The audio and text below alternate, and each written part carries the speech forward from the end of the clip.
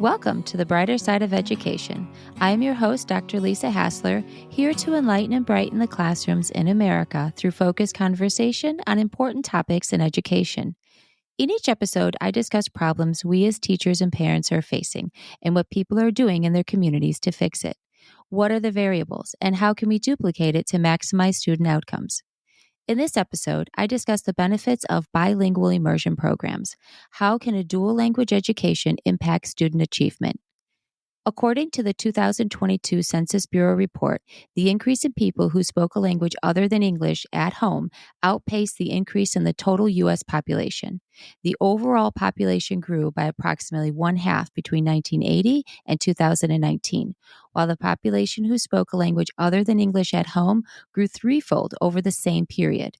Over the decade between 2009 to 2019, the share of the U.S. population 5 years old and over speaking a language other than English at home grew from 20 to 22%. The largest numeric increase was for Spanish speakers, 30.6 million more speakers in 2019 than in 1980. Studies funded by the Department of Education have delved into the effects of bilingual education on student achievement, stating the benefits that extend far beyond language acquisition. Researchers indicate that students immersed in a bilingual environment demonstrate enhanced cognitive skills, including improved problem-solving abilities, critical thinking, and creativity. These students exhibit greater flexibility in adapting to new situations and a heightened awareness of cultural diversity, leading to increased empathy and tolerance. Moreover, bilingualism has been shown to positively impact academic performance across various subjects. Students proficient in multiple languages often outperform their monolingual counterparts in areas such as mathematics, reading comprehension, and even standardized tests. The cognitive flexibility developed through bilingual immersion programs equips students with invaluable skills that transfer beyond language skills alone. Join us on this enlightening journey as we discuss the power of bilingual immersion programs and their positive impact on student achievement. Whether you're a parent seeking the best education for your child, an educator exploring innovative approaches, or simply fascinated by the wonders of language, this episode is sure to inspire and inform. Joining me today to discuss bilingual education is educator and administrator Eric Franzen. He is the founder of Ideal School, a Cognia-accredited dual-language international online school serving K-9 students from over 20 countries in real time. Welcome to the show, Eric. Thank you so much. I really appreciate the invitation. Thank you. Yeah, so glad you're here. This is a really interesting topic. I think it's very timely. A lot of people are going into online education right now, and this really is very unique. Can you tell us about what led you to opening a bilingual school? Yeah, absolutely. I worked in public education from teacher to administrator for about 16 years. And I think originally before that, I had lived in Guatemala as a volunteer for a couple of years. And that's where I learned a love for Spanish, and I learned a love for a different culture. And I learned a lot about myself. And I wanted to help people understand the potential that every human has. I learned that, and I wanted to pass that along to students, pass it along to teachers, and I just kind of went through my time and as a public school employee as kind of thinking of myself as a servant leader. And so back in 2018 is when we incorporated, because I saw that there was a need to have a change in online education. And I saw public education as a system that I was not going to be able to fix. I was never going to get to any position that didn't exist, a position really to fix it. And my wife and I have 2 children, and Spanish is part of our lives and is important because we have family who live in Latin America. And I've seen how it's given me job opportunities. If I wasn't bilingual, I wouldn't have had the jobs that I had. And I see that that's opened up windows for me. And I wanted to create a place for my own children to have friends and teachers in real time that cared about them and that they could become bilingual in a safe environment wherever you're at with internet. So now your school is named Ideal School. Mm-hmm. What does that mean? And it seems like a simple name. It actually took us a long time to think of the right name. But to me, Ideal incorporates, it's ideal for not only the students not only the parents, but the people that work in it, because I saw many times that there were things that I disagreed with how professionals were treated. And so I wanted this to be a place where it's collaboration amongst the teachers and myself, that it's a work that it's not like they work for me, that we work for each other. We work together. And the parents, we work for them. And so they have a voice. And for me, I think that's what education should be about, as a collaboration amongst all the stakeholders. That sounds actually ideal. That's the name. That's the name. Yeah. It's a good name for it. Can you explain what the bilingual immersion program is, and then how does that fit into your school design? Yeah, so we actually, you could visit the Center for Applied Linguistics website, and we'll talk about two-way dual language immersion. And that's what the model that we follow, which means that we have two languages, English and Spanish. We have a combination of native English speakers and native Spanish speakers. And we have a target language for each of the subjects. The teachers teach in that target language. The students are encouraged to work and to interact in that language. And we use a model of, we have like 10 minutes of like direct instruction. Then we have small group breakout, and then partner breakout, individual work, and then come back together. So it's not like a traditional school. Many times I have to sit down and listen to the teacher talk, but it's actually interacting with partners who might speak the other language that you're learning. So that's kind of the idea behind a two-way immersion, that you have a combination of native English and native Spanish speakers, and that you're learning the language within the context of the academic language. You're not separating the academic from like the grammatical, right? Right. So it's not like, so it's very different than if someone was to be just attending a Spanish class. Yeah, right. Nothing like that. I started my career doing that, where you would teach Spanish, but using English, right? Right. And that's not effective. I mean, all the research shows that dual language immersion is the most effective. There's probably you've seen the graph where it separates itself from like ELL or English language learner programs, where there's this big gap, the academic gap. The monolingual students and then these other students who are learning the second language. So dual language actually bridges that gap. And so they actually, I think you mentioned at the very beginning, the intro, that the research shows that students who go through such a program are better prepared for college, and they actually perform better. And actually on our website, we talk about that. Like not only that, but you have improved career opportunities here in the United States. Who doesn't know of the benefits of being bilingual in Spanish? Very true. Brain development, right? Research shows a brain development when you learn a second language. And then early graduation, like we were just talking about, that the students actually graduate college earlier that go through a bilingual program. Yeah, you had a lot of information on your website about the research and the benefits to it. Like one of them I seen was the improved cognitive skills that may delay the onset of Alzheimer's disease and dementia. That was pretty impressive study. And higher earning potential, 5% more, improved social skills. So there's a lot of really good research that has been done on bilingual education, and your website has all of those reports available. Some articles have been written up on that. So that was very nicely done. If anyone was wondering about what exactly is the research behind it, you have all of it on your website so parents can easily access to see the benefits for their child. You have done a really good job researching us. We've worked so hard. It's been a labor of love, and it's not me. I don't say me at all. Matter of fact, I don't think you even see my face except for a podcast that's on there. I don't advertise myself because it's really not about me. It's about a team and a vision that we all have a shared vision. It's like building a house. We've been building it since 2018. And before that, my career built it to be able to do this. So I appreciate you recognizing that. Thank you. I also wanted to touch base on some concerns as an educator would be the summer slide. You actually have a year-round calendar year for your school year, and you break it into cycles. Can you talk about that? Yeah, absolutely. Everybody in education knows there is a summer slide. And also I remember as a kid, I hated going back to school in the fall. Oh my gosh. My birthday is in September, and I always hated it. So with us, we find that it takes away the anxiety. It's a continual cycle. So we start actually this year, it's on my birthday, September 25th. And our first week is orientation week. So all we talk about is how to use the dashboard. What are the routines? What are the expectations? What are the norms? How do we communicate? And how do we use the tools? So just for the first week, that's all we do. And the classes are live Monday through Thursday.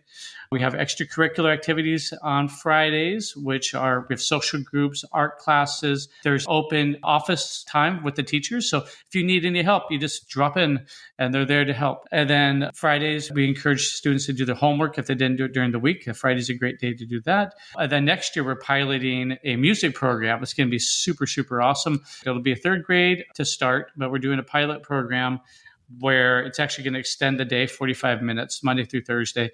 And the kids are going to be producing music, collaborating. They're going to have responsibility to do a part, and then they're going to put it together with technology. And we have a coordinator who is a music director of a university on the East Coast. So that's exciting. But so it's a 5-week cycle, and then 1 week off. And at the end of those 5 weeks, you have a conference with the teacher. The parent will know exactly how the student, with reports and graphs, data, and then they go off for a week and they enjoy whatever, because there's learning to be done outside of the school day. So they go off for a week and have fun, come back, another 5 weeks, 1 week off. Christmas time, we have 3 weeks off. And part of that is in Latin America, that's their summer. So they have a 3-week summer break. Nice. And South America. And then at the end of the school year, we're done officially August 31st. We have 3 weeks off. This year, this is our first year, we're doing a summer language camp. So we're ending the year on August 15th this year. And then we're going to have a 2-week summer language camp where we're just going to have fun using the language, but not in like a traditional, what we traditionally do. It's going to be cooking. We have one of our teachers is a professional chef. Other ones are like dancers and different things. We have these little menu of things that kids can rotate around and participate in. So you have teachers from all over then. They're from North America, South America. Yeah. That's pretty amazing. So a lot of native Spanish speaking teachers as well. So I could see where the cultural diversity has to make for a very enriching classroom experience.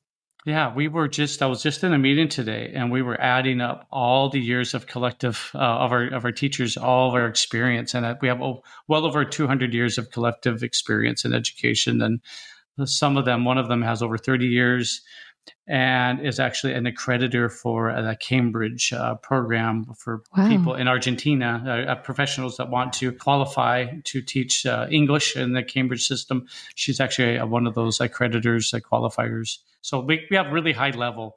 Matter of fact, I want to say we have a math science director who he did his like a 3-year fellowship at the National Cancer Institute in Florida. He has a doctorate in I am sorry, I can't off the top of my head, but in medicine science. He has a doctorate in some field of science, and I can't tell you what it is, but really high level. So we've been able, and this is just patting all of us on the back, that through having this really sincere desire to create a space that is safe, that is fun, that's engaging, that's ideal, that we've been able to magnetize to people, high level people that have the same vision, and they want to really help. And that's the real thing. That ideal is about helping. It's not about ourselves. It's about helping. We know that education is the most important factor in a society. Without it, we don't have anything else. You don't have doctors, you don't have lawyers, you don't have anybody unless you have an educator, a teacher that cares. And that's what we're trying to give a different way to do it, and I could go on and on. We're very proud of it. Well, I think that a testimony to your caring and commitment and wanting to help what you're doing down in Aruba. And you stated that you wanted to build schools that are portable for the poorest of the poor. And you're working with the refugees in Aruba. So you want to talk about that? Yeah, absolutely. So this September will be, I think, going on 4 years now, supporting a refugee school in Aruba, which is an island country north of Colombia. I think it's a territory of the Netherlands, but they have a school where they have mainly Venezuelans. And we've been helping them in an asynchronous program where they have what they call learning coaches. And we supply the material, we supply the testing, the homework, the assignments, and they have a physical person that's there guiding them, helping them with the technology. And they otherwise wouldn't have that opportunity. So we're really happy to get to do that. And another exciting one, I was actually working on it today, is there's a school in Venezuela that is partnering with us I'm very excited about actually tomorrow. They're starting to enroll their enrollment process, but we're going to be teaching them 45-minute classes, and it's going to be conversational English. So it'll be synchronous, focusing on conversational English. Do you see that you're going to be doing more of refugee support in the future? Can you see yourselves doing that? And then the big, yeah. So our big goal, our big vision is, I want to go back to Guatemala, and I want to create portable schools that are free. It doesn't cost students anything, but I want to take it to the really, really remote parts of Guatemala where the kids just don't have an opportunity. And we want to give them a great in-person experience, and then use it as a training ground for teachers who want to work at Ideal, because we do have a very strict process, and in order to really to know how to be a teacher, it does take time, but I really want to use that as a kind of a training ground for more teachers and to give students an opportunity, because it's like I said, it opens up doors, opens up your mind, and I really, really love the people in Guatemala, and perhaps that moves on to other countries. Right. You never know where that's going to lead you. You're also supporting public school students and homeschooling. Can you talk about that? So yeah, we actually this year started supporting a school in Illinois. This year, I'm actually collaborating with a large district here in Washington State, and I think that that's going to springboard more. And it just depends on what the project is. But, asynchronously, we can support like we do in Aruba. Synchronously, we can do that like we're going to be doing in Venezuela. It just depends on it. We have such a flexible, knowledgeable, experienced team that can support schools in any way that needs to be done. Honestly, and I just want to make this clear, I don't have anything negative to say about public schools. I just think that Ideal is here to support families and schools in a way that's not really been done before, in a bilingual way. My experiences in public education have helped me. I don't believe in burning bridges, and I've want to just make it really clear. It's about education. It's about kids. It's not me, and it's not about person, a feeling about one way or another. So yeah, I have a good friend of mine who is in public education, and I really admire him, and I'm working on collaborating with his district, and then it'll springboard some other districts here in Washington. Yeah, because bilingual education is not necessarily common. You don't come across it often in the public school sector. And so I was actually fortunate enough, this is 25 years ago, and the public school system in my area at that time had a small K-2 dual language immersion program. And my cousin was actually the kindergarten teacher. My son was able to go to that school. We were thrilled with it. And I really saw him blossom during that time. We ended up moving, and then I was so sad because the school district that we had moved to had nothing like that at all. So that's when his bilingual education ended, and he went to his, your traditional Spanish class once a week when he got into junior high. This opens up an opportunity for parents to be able to expose their child to a bilingual education that a lot of times you wouldn't have the ability to do if your public school didn't offer that. And I don't know if any private schools in my area that offer it as well. So how would a parent know that bilingual education is a good fit for them and their family? Yeah, and let me also, I think that I left off the homeschool part of it. Yeah, we have several families who are homeschool families, and so they can choose, like, I want a little support in math.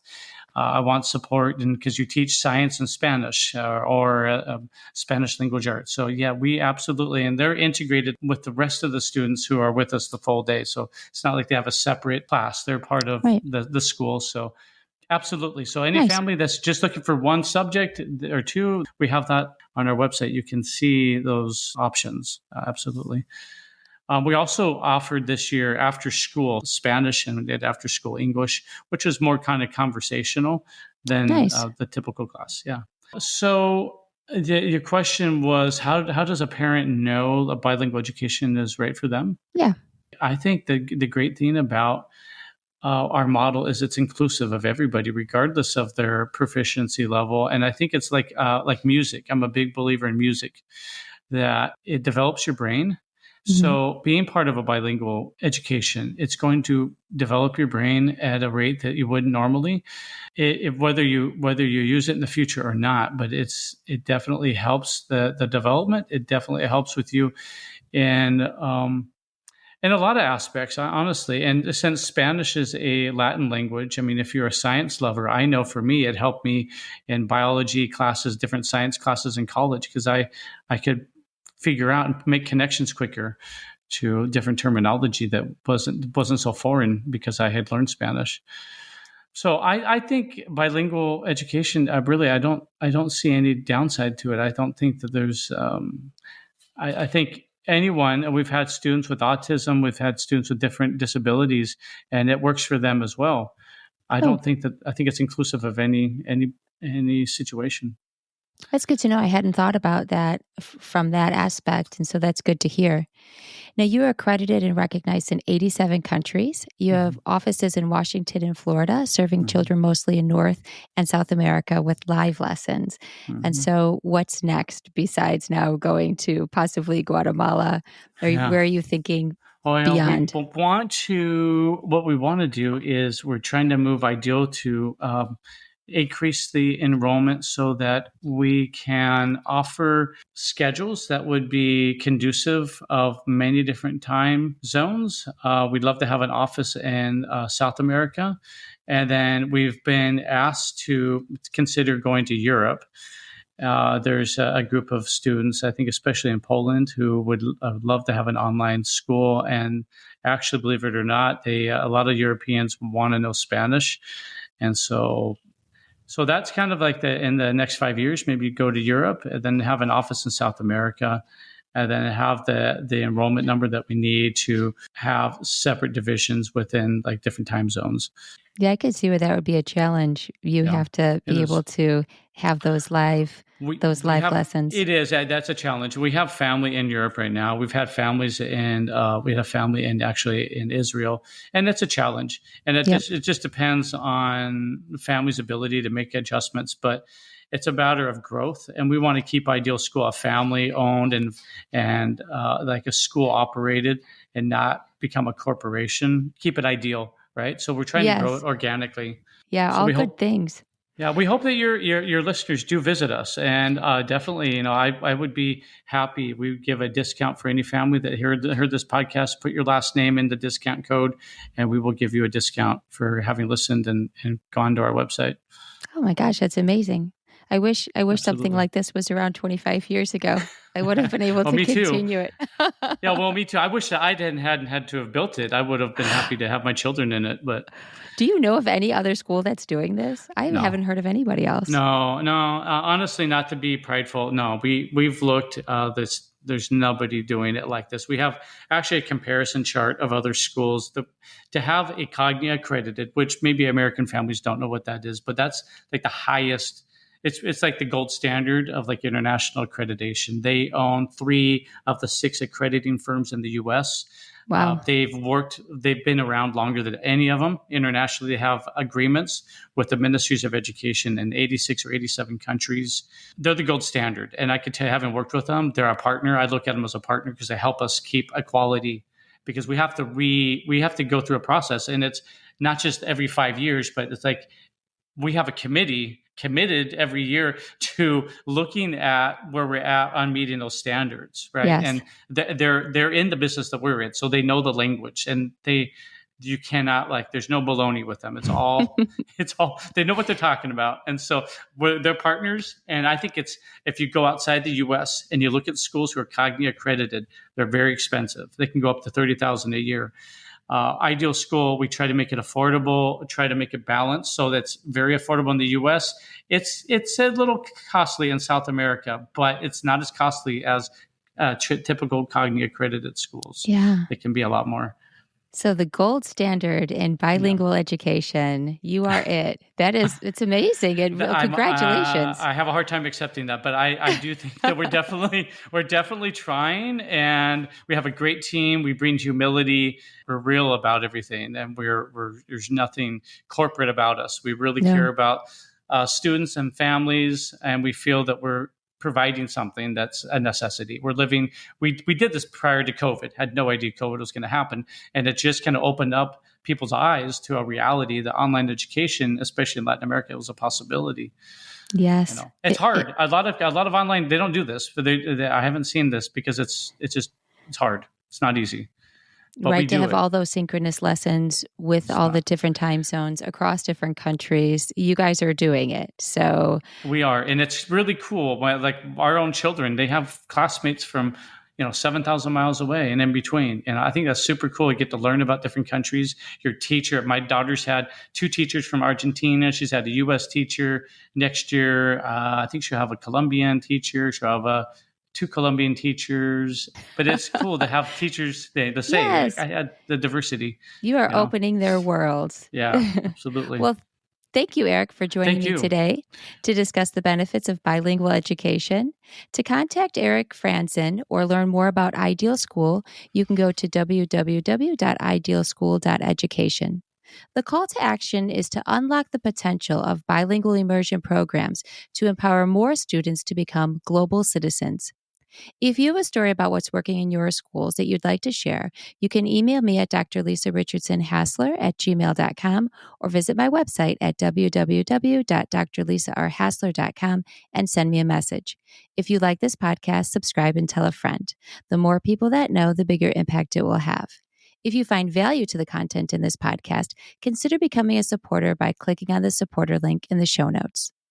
It is the mission of this podcast to shine light on the good in education so that it spreads, affecting positive change. So let's keep working together to find solutions that focus on our children's success.